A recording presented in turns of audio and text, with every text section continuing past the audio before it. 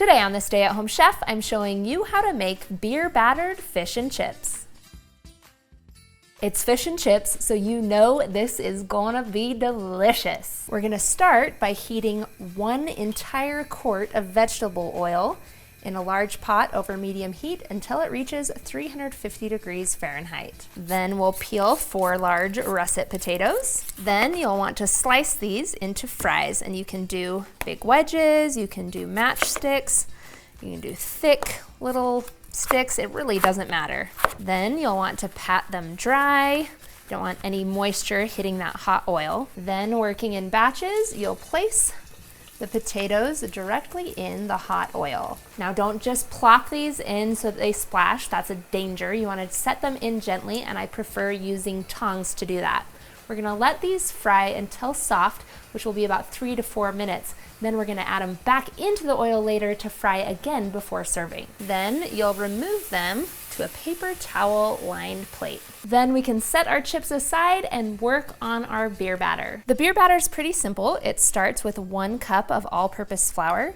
And then I also add in a 1/4 cup of cornstarch because it makes it extra crispy. You want the batter to be seasoned, so add in 1 teaspoon of salt and a 1/4 teaspoon of black pepper, and give this a quick stir to combine. Then we'll slowly whisk in about a cup of beer, and you can just use whatever beer you want. Now, if you don't want to use beer, you can substitute with beef broth, even chicken broth, but what I prefer, if you're not going to use beer, is to use soda instead. You could use Sprite, Dr. Pepper, Coca-Cola, any of those will work, even root beer will work, and they all add a slightly different twist. It should be thin enough that you can drizzle it when you pull up your whisk, like so, because you don't want it too thick, otherwise you'll break apart your fish when dipping. Now I have about 2 pounds of codfish here, and I'm going to slice it into little strips for easier frying.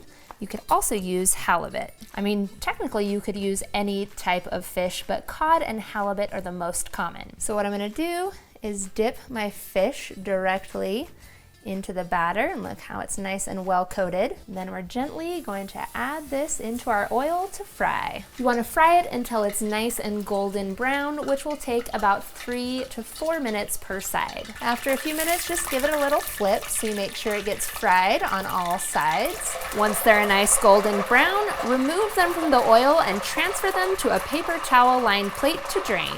Now grab your fries again. They should be nice and soggy, and we're going to add them back into the oil. Just 2 to 3 more minutes and they will crisp right up. Once they're nice and crisp, remove them from the oil and transfer them to a paper towel lined plate. Season with a little bit of salt to taste, and then you are ready to eat. Fish and chips is often served up with a little bit of malt vinegar, maybe some lemon wedges, or you can make your own tartar sauce, and I'll show you how to do that real quick. It's pretty simple. You'll need 1 cup of mayonnaise, 1 tablespoon of sweet pickle relish, a tablespoon of minced onion, 1 tablespoon of lemon juice, 1 teaspoon of Dijon mustard, 1 teaspoon of dried dill, a 1/4 teaspoon of salt, a 1/4 teaspoon of black pepper, and then my secret ingredient, some Tabasco sauce. I like to add just like 3 or 4 dashes. It doesn't really add that much heat, but it does add flavor.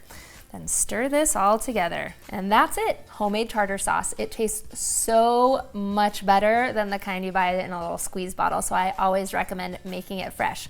We've got our fish, we got our chips, we got our tartar sauce. We are ready to eat.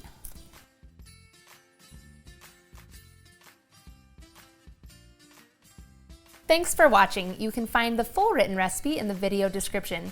Be sure to subscribe, like, and follow, and check out the rest of my videos, where you can find hundreds of restaurant quality recipes you can easily make at home. We'll see you later.